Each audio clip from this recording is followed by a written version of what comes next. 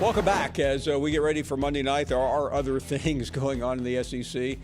Michael Bratton joins us. Always good to have him with us. Michael, I know in your world there are plenty of things going on. I want to start with Ole Miss because since New Year's night when Ole Miss lost, another coordinator has left. Matt Corral's gone, and people are quietly worried about what does the future look like for Lane Kiffin after a fantastic year. Good afternoon. Yeah, thanks for having me, Paul. And it's interesting because I cannot recall a time in the SEC where a program has lost two coordinators and neither one of them has been promoted to a head coach anywhere else. So that's, that adds a little bit of intrigue. That makes a little bit of sense. Jeff Lebby, Oklahoma graduate. Okay, I get that. But then you get DJ Durkin jumping to Texas A&M. That's a huge blow. And Lane Kiffin said it himself this season. Ironically enough, it was after he saw your show. Alabama fans questioning the great Nick Saban after the Texas A&M game. You're only as good as your last game. And when Lane Kiffin made those comments, we all knew Matt Corral was going on to the NFL after this season. Really made me question, how long is Lane Kiffin going to be there? I was kind of surprised that Lane Kiffin is still the head coach of Ole Miss, and he's got a total rebuild on his hands now. He does, and yeah, and what's interesting, as and I've pointed out, I mean, the Durkin hire was interesting because he really threw Durkin a life raft or life preserver, much like Saban had done to him, and 2 years later he's gone. Right, and of course that's always going to be something that follows DJ Durkin for his time at Maryland, getting dismissed there. Jordan McNair, we all know the story, the tragic story up there. But if you just look at the pure football, and I understand that's very hard to do. I mean, Ole Miss improved by 14 points on the defensive side of the football this year. 8 of their opponents scored less than their season average going up against Ole Miss. And I realize that Matt Corral got injured this year, so maybe this is not a fair statement, but I would argue that Ole Miss defense played just as well as the offense this year, particularly late in the season when everybody was hyping Mike Leach and Will Rogers and the Egg Bowl, how important that game is to the state. Ole Miss defense really played suffocating there. And again, in the Sugar Bowl, when Matt Corral went down, Baylor, I know they scored 21, but 7 of that came off of a pick six. So only 14 points allowed to a team that averages over 30 points per game. I mean, Ole Miss defense did a tremendous job, and that's a huge loss. Talking to Michael Bratton, covers the SEC about as well as anyone. Let's move ahead and look at the game Monday night because it's hard to, even though there are 12 other SEC schools, it's hard to think about anything else for the next 4 days than Monday night. In looking at all the things that we have obsessed over here for weeks, if not more than 5 weeks leading into Atlanta, what stands out?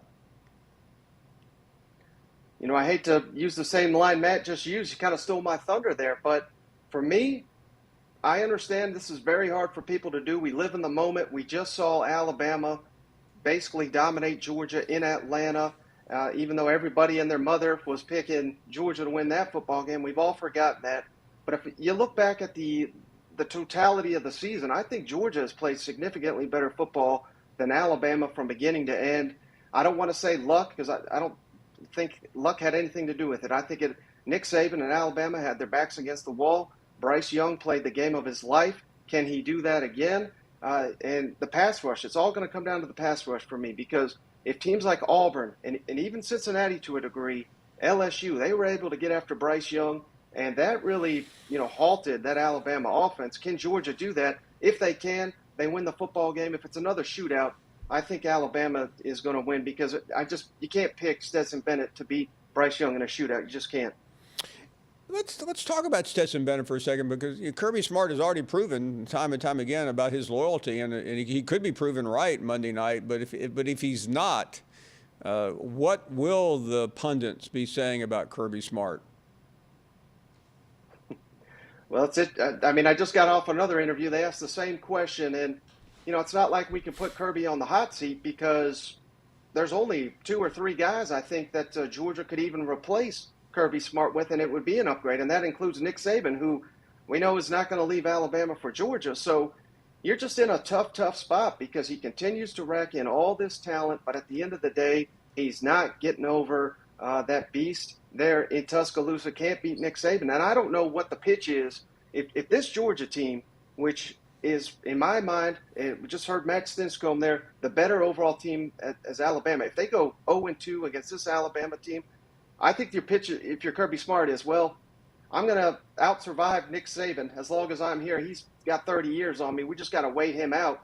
And that's a terrible message, but I don't know what else the message could be because Alabama, I think, next year, with all the pieces they've got returning, they're going to be even better than they are this year. Yeah, and I mean, we all know Alabama started the season number 1, but that's always going to happen. But insiders were not that overwhelmed with Alabama's prospects. I mean, a lot of people were thinking they might actually lose a game or maybe 2 games because of new coordinators, a new quarterback.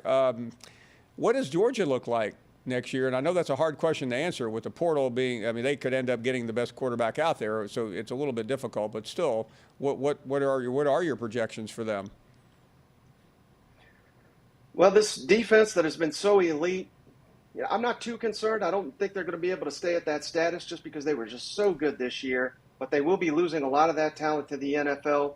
But let's not make any mistake. Alabama, Georgia, we all know they recruit better than anybody, so they'll have the next crop ready to go. But if Georgia does not win in Indianapolis, lose again, then the real question is, what do you do at quarterback? Can you even go back to JT Daniels given this year with no one seems to know why he's not playing. He started the season as a starter. We all know the story. But they've also racked up a pair of 5-star quarterbacks behind JT Daniels, more mobile players.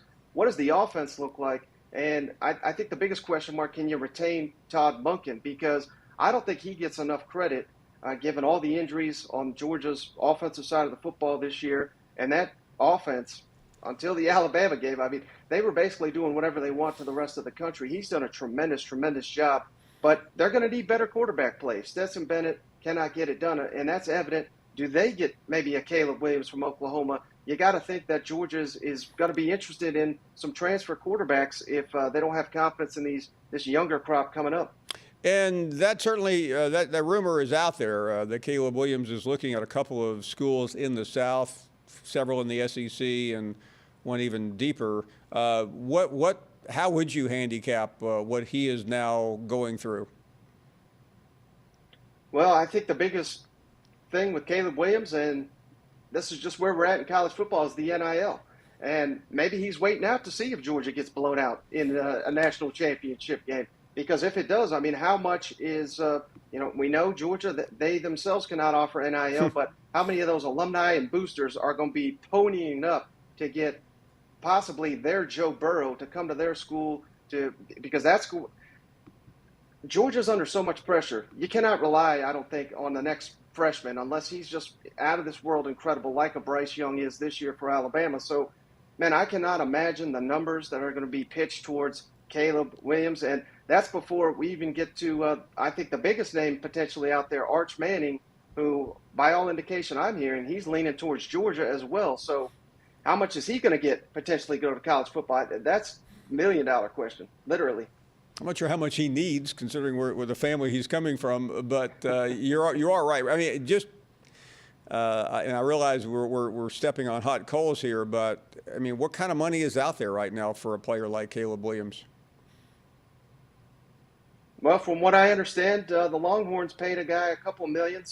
And he's not even stepped on the football field in in any significance. So I cannot imagine how much money is being tossed around. We've all seen the rumors with A&M, but everything I've been told, and from Billy Lucci himself, that was all garbage. So I'm not throwing out the $30 million offers, but you got to think $5 to $10 million is probably realistic for a player if you truly believe he can get you over the top, because at the end of the day, he's going to make you a lot more if you're able to finally push through and win that national championship.